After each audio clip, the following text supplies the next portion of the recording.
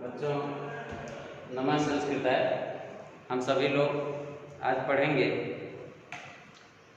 अव्यय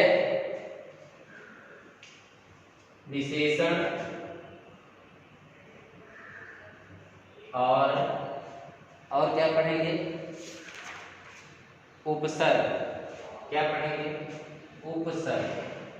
देखिए छोटी छोटी चीजें हैं, लेकिन अगर यहाँ रह जाएंगी तो आगे आपको आगे जब इनसे प्रश्न पूछा जाता है कि कितने उपसर्ग होते हैं,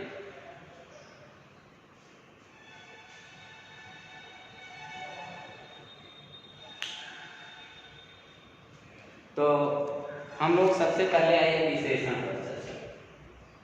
क्या विशेषण नंबर 1, हम विशेषण पर चर्चा करेंगे। ये रहा विशेषण। देखिए आपको विशेषता, विशेषण शब्द का हिंदी अर्थ होता है विशेषता, और विशेषता माने जो किसी चीज की विशेषता बतलाए, जो किसी चीज की नहीं। देखिए सिर्फ अगर आपसे कोई पूछता है कि विशेषण क्या होता है तो आप कहिए विशेषता बतलाने वाला। अब विशेषता जिसकी भी कोई बतला दे वो विशेषण हो गया। अब आपके साहित्य में पढ़ाया जाता है कि संज्ञा और सर्वनाम है, संज्ञा और सर्वनाम की विशेषता बतलाने वाले को विशेषण कहते हैं। अच्छी बात, संज्ञा और सर्वनाम की विशेषता बतलाने वाले को विशेषण कहते हैं, लेकिन वही क्रिया की अगर विशेषता बतलाई जाए, किसकी? क्रिया की विशेषता अगर बतलाता है वो विशेषण, तो क्या हो जाएगा? क्रिया विशेषण कहलाता है। विशेषण वो भी है, लेकिन क्या है? क्रिया विशेषण। ऐसे करके जब तीन चीजें देखिए, हम यहाँ विशेषण पहले जाने कि विशेषण मतलब क्या है। जैसे अगर मान लीजिए कह दिया जाए कि वह तेज लड़का है या वह बहुत बुद्धिमान लड़का है, तो लड़के की विशेषता बतला रहा है एक शब्द। वो मूर्ख नहीं है, कैसा है? बुद्धिमान है। तो वो बुद्धिमान शब्द उस लड़के का क्या है? विशेषण। ऐसे मान लीजिए कह दिया जाए कि मालती हरी साड़ी पहनी है। अब मालती का विशेषण हरा नहीं है, उसकी साड़ी का विशेषण हरा है। तो क्या हरा विशेषण नहीं हुआ? तो ऐसे करके संज्ञा और सर्वनाम को ही सिर्फ ना जानिए कि विशेषण वही होता है जो संज्ञा और सर्वनाम की विशेषता बताए।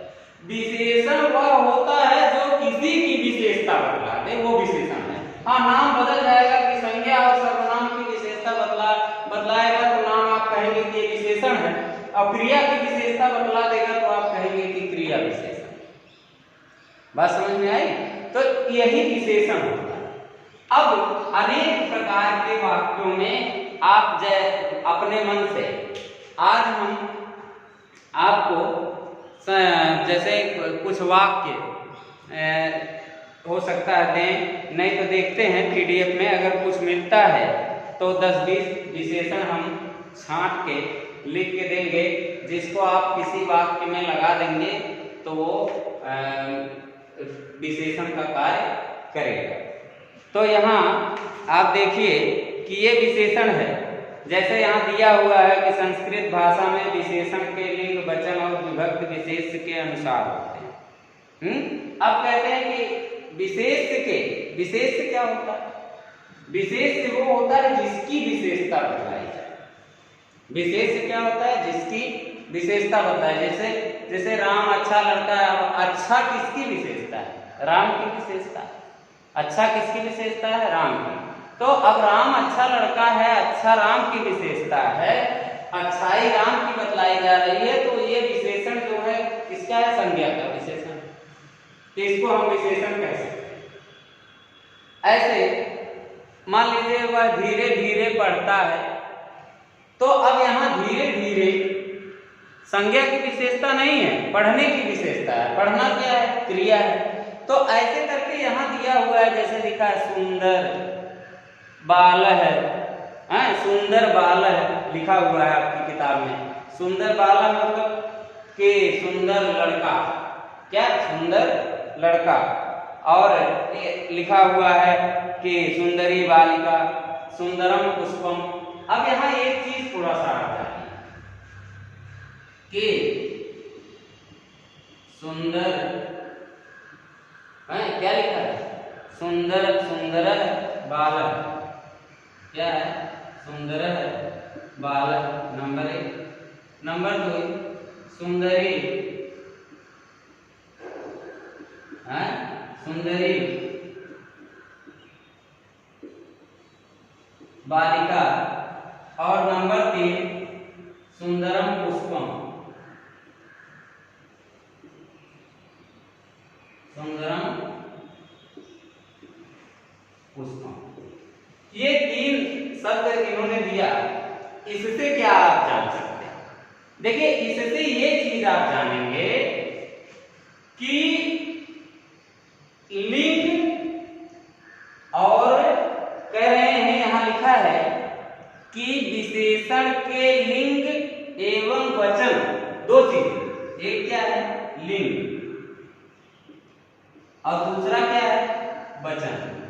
ये दोनों चीजें अलग अलग, और ये चीज विशेषण के लिए स्पेशली कहा गया कि विशेषण का ये जो लिंग है, क्या है? विशेषण है। विशेषण का जो लिंग है और वचन है, ये विशेष के अनुसार चलता है।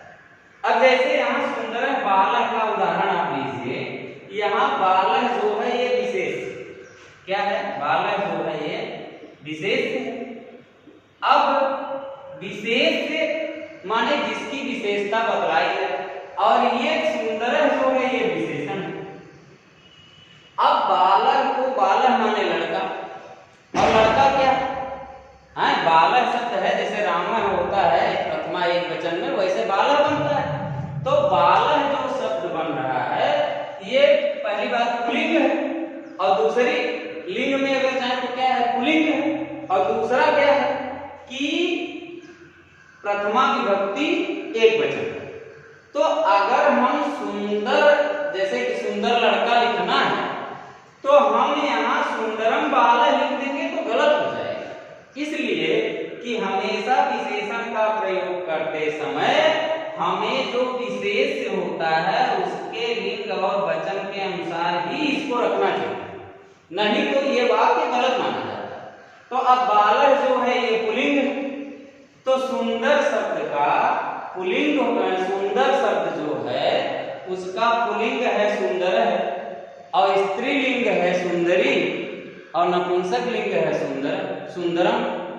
तो यहाँ सुंदर सीखिए, सुंदर जैसे बाला में विसर्ग है, बाला, बालू, बाला, ऐसे रूप बनेगा।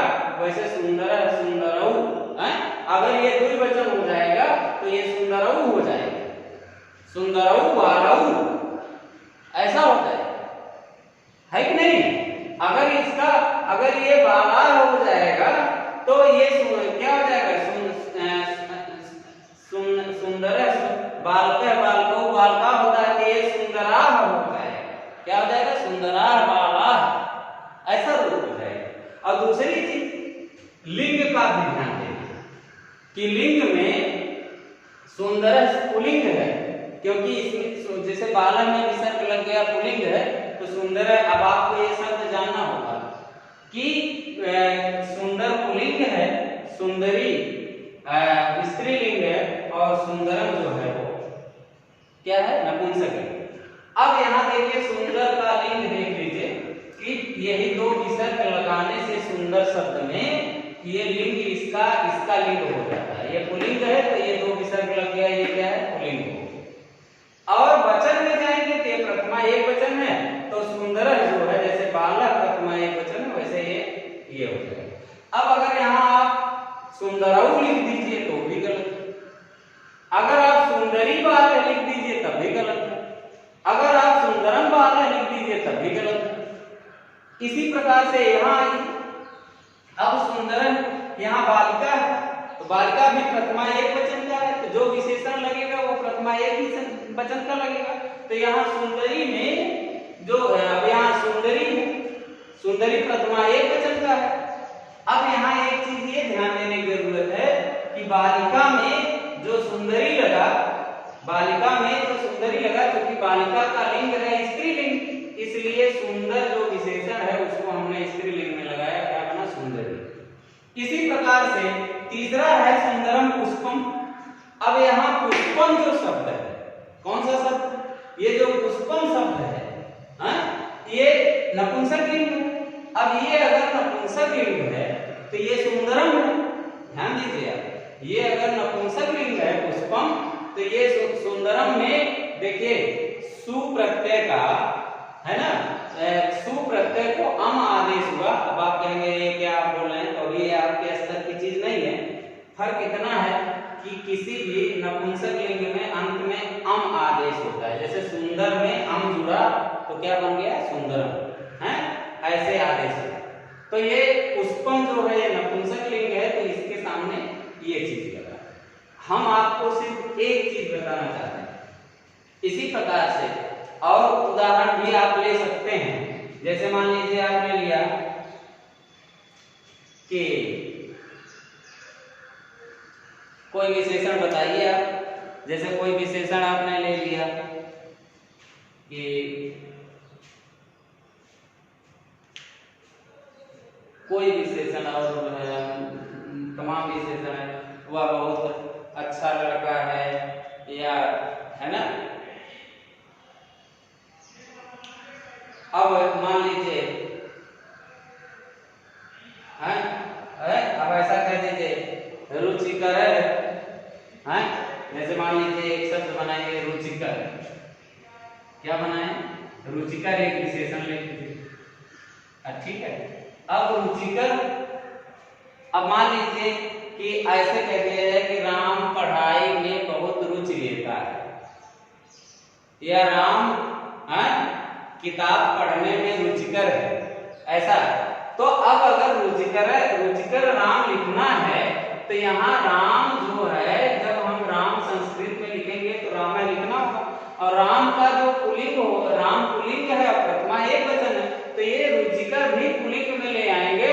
तो यहाँ देखिए क्या हो गया रुचिकर, और ये देखिए रुचिकर है, और इसमें क्या लगा देंगे, दो विसर्ग लगा देंगे, तो क्या बन गया रुचिकर बन गया। तो क्या बना रुचिकर है राम। इसी प्रकार से अगर मान लीजिए राम है और रमा, यहाँ अगर मान लीजिए कि रमा को अगर कहना है कि रुचिकर है, तो रमा भी एक वचन है, लेकिन इसको स्त्रीलिंग में बनाएंगे तो क्या हो जाएगा रुचिकरी, क्या बनेगा रुचिकरी। ऐसे ही अगर मान लीजिए कि भोजनम है, अगर आपका भोजन बहुत रुचिकर है, तो आप यहाँ भोजनम में जब लिखेंगे तो यहाँ क्या लिखेंगे, यहाँ अम लगा है, तो यहाँ रुचि क्या बनेगा रुचिकरम, क्या बनेगा रुचिकरम भोजनम, ऐसा रुचिकरम रुचिकरी रुचिकरम। ये देखिए क्या है, ये आपका विशेषण है। यहाँ आपको देखिए विशेषण सामान्य तौर पे हर बच्चा बताएगा कि संज्ञा और सर्वनाम की विशेषता बतलाने वाले विशेषण है, लेकिन उसका प्रयोग आप ध्यान दीजिए कि क्रिया विशेषण भी विशेषण है। फर्क इतना है कि जो संज्ञा और सर्वनाम की विशेषता बतलाता है उसे विशेषण कहते हैं, और जो क्रिया की विशेषता बतलाता है उसे क्रिया विशेषण कहते हैं, इतना अंतर है। और बाकी इसका प्रयोग करते समय हमें जिसकी विशेषता बतलाई जाए, माने जिसको विशेष कहते हैं, उसके लिंग और वचन को ध्यान में रखते हुए हम उसका विशेषण लगाएंगे। अदरवाइज आपका वाक्य गलत हो जाएगा बच्चों, तो आपको फिर भविष्य में मतलब परीक्षा में आपके नंबर कट जाएंगे। तो आप लोग इस वीडियो में इतना ही, अगले वीडियो में हम आपके लिए अगला टॉपिक लेकर आते हैं।